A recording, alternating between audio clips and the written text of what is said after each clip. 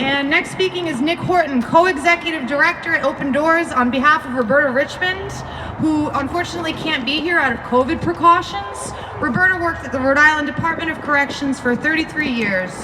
She served as warden of the women's prison for 10 years before being promoted to the position of assistant director of rehabilitative services and community corrections, probation, and parole. She introduced numerous programs and treatments for incarcerated men and women and has promoted humane treatment.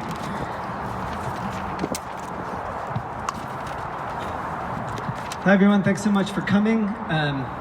One testament to the strength of this campaign is the broad and diverse support it has from all the different types of people you've heard speak today to someone like Roberta Richmond, who was a warden and assistant director, and other staff at the Department of Corrections, correctional officers themselves who have come out in support of this legislation.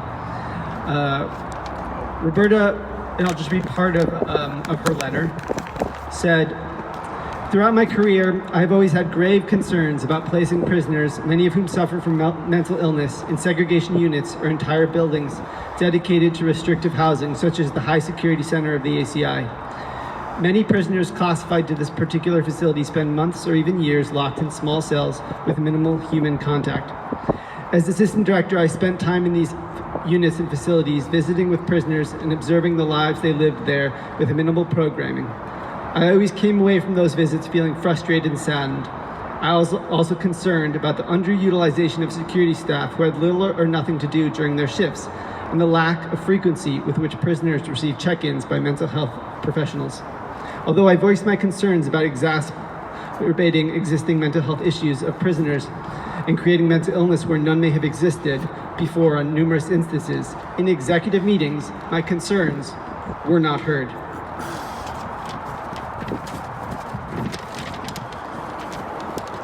Advocacy for maintaining high securities operations was strongly promoted by the Correctional Officers Union, who exerts great influence among those in political power and uses its considerable resources to promote the operation of high security to their advantage.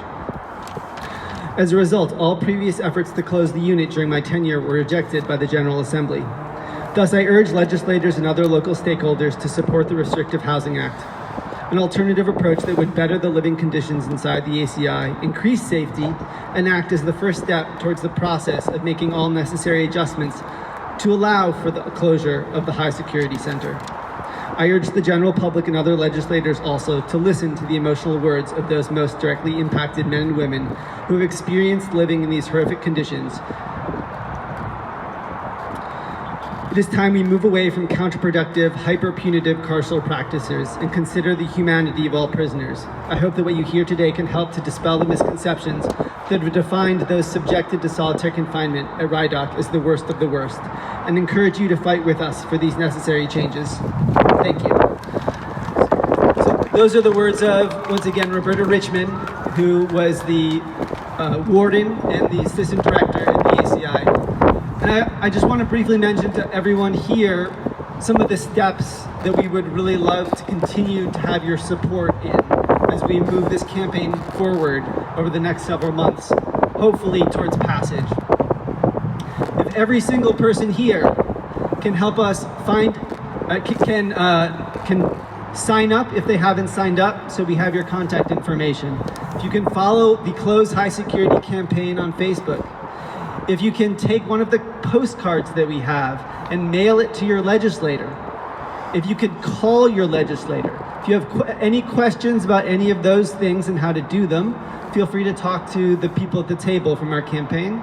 And lastly, if you can find one other person to do those things, people particularly who are from the districts that we really need support, just to name a few, Fox Point, where the majority leader, Representative Blazejewski, is from. Warwick, where Chairman Evan Shanley is from. Barrington, where Senator Coyne, the chairwoman of the Senate Judiciary, is from. These are all examples of the areas that our volunteers have been canvassing over the last several months. and gotten signatures from multiple constituents.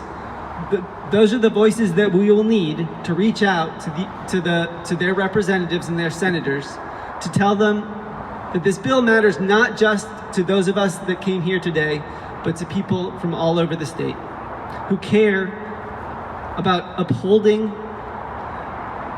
a standard of humanity that does not include torture.